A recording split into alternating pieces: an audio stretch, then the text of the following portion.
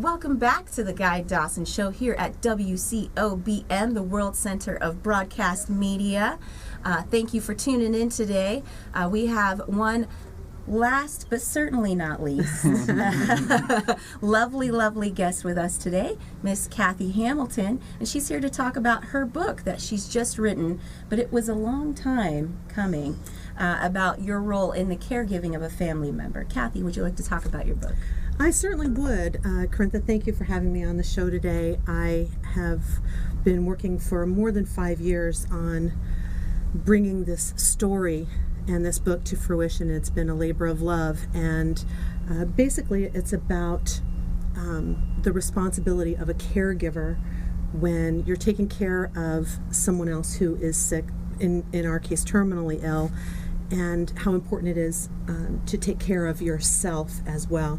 My sister-in-law at 40 years old unfortunately lost a battle with cancer, and during the 6 months from her diagnosis to her death, I was her caregiver, went to all of her appointments with her, and all during this time I was keeping notes, not only of the doctor's appointments and diagnoses and what's next and doing research and all of that, but I started finding myself taking notes about observing how other people were reacting to her and treating her and talking with her, and how she was reacting to their reactions to her, and it really became this living, breathing thing. And she knew that I was taking notes and writing about her, and asked me to be sure to share that information with as many people as will listen to it.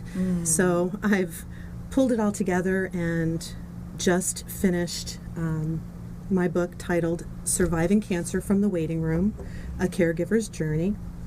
And it shares the lessons that I learned about being a caregiver, and the importance of how you treat the person, not just treat the person that you're giving care to, but the people around them, and just as importantly yourself.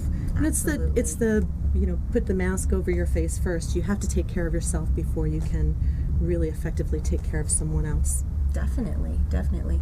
I think that that's definitely kind of a hot topic now too, where we've seen it in magazines, and there's been calls for articles for it, because this is something that and on a national and I would say international basis, this is something that affects, I would say, touches every family really.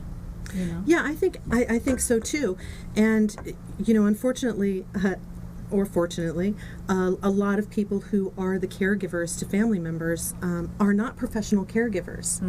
I had never dealt with anyone who had cancer before, and as soon as Paula told me that that was her diagnosis, and she had concern about being able to take care of everything, get to her appointments and whatnot, because her husband was an over-the-road truck driver, so he was gone for 4 to 6 weeks at a time and only home for 4 or 5 days. And without knowing what I was signing up for, I just put my hand up and said, "You don't worry about a thing. I will make sure that you have everything that you need." Wow. And I had no idea what an undertaking that was. And through that journey, I not only learned about taking care of someone else, but I learned some really great life lessons as well, and I consider it a privilege to have been able to be part of her transition and her journey. I learned a lot about myself and a lot about love and family and faith, and Absolutely. It has been invaluable, and I'm anxious to share that with everyone. So do you have any advice that you'd like to share with the viewers out there, folks who may actually be experiencing something like this in their own lives or within their own families? Yeah, there are a couple of things that I found to be really, really important. I think as a caregiver, sometimes we tend to own the disease of the other person or the affliction of the other person. Your positive attitude is not going to cure them. Your negative attitude is not going to make them any sicker. It's not your fault if they don't win, and it's not your win if they lose, if they win. So you can't own it. You have to know your role. Another important thing is to let the other person, the person that you're caring for, lead the way. Let them make the decisions about how they want to be treated. Paula, for instance, was very hesitant to be completely forthcoming with the rest of her family about exactly how serious her illness was.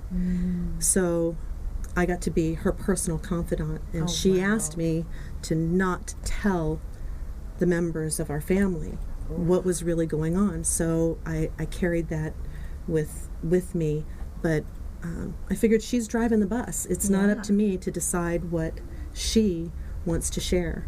And so I did that up until the very end, and everybody but me was surprised.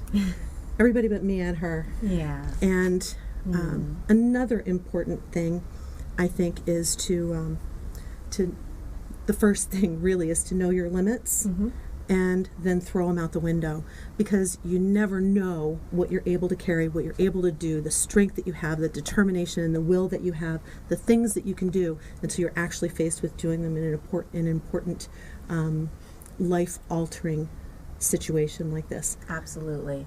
I confronted things with circumstances with Paula that I never imagined I'd be able to do.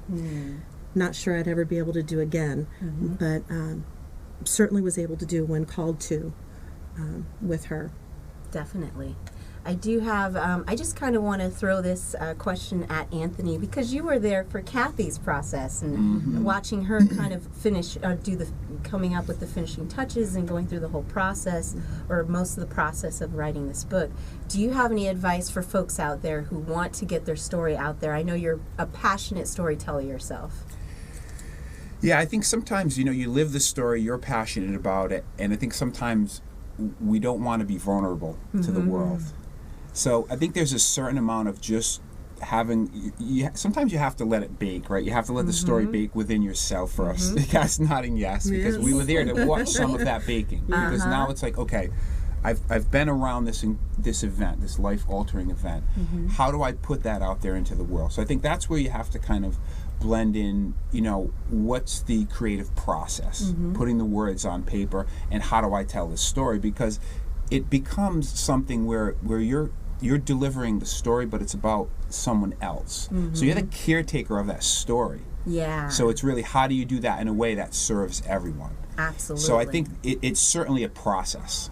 It's really a process. is. Yeah, I agree completely. And it's something that I know it took me 5 years. I mean, all of the content was there, but really it was the stewing and the deciding that that I was giving it the proper attention. Yes, that I was treating it the right way, because the proper reverence, because it really is an important thing. It was life-altering for me. Absolutely. And I won't be the same person because of that circumstance. Fortunately, I'm able to share the story now. It's time, thanks to my mastermind friends building me up along the way. Yes. But how would you like, and can you tell the viewers how they can tap into this story? How can they get this story? Sure, absolutely. You can go to my website at kathamilton.com, K-A-T Hamilton.com, and it will be available to purchase in ebook format on February 1st.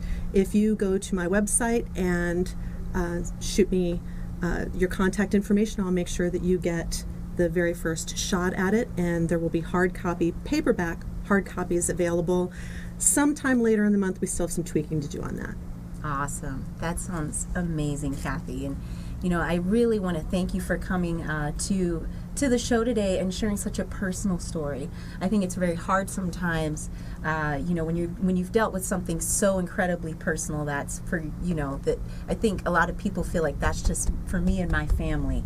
And you really it takes a brave and courageous person to put yourself out there that way and tell your story that way. And thank you, Anthony, for coming on to the show today and talking to us about entrepreneurship, which also is about bravery and courage. There's a theme here, right? There really is. Always is. Thank you for having me. So Thanks, thank you, Corinne. folks, for coming on the Thank show. you. And as always, we wish all of you a wonderful afternoon out there. And thank you for tuning in to the Guy Dawson Show. We're here every Thursday, 2 p.m. at WCOBM.com.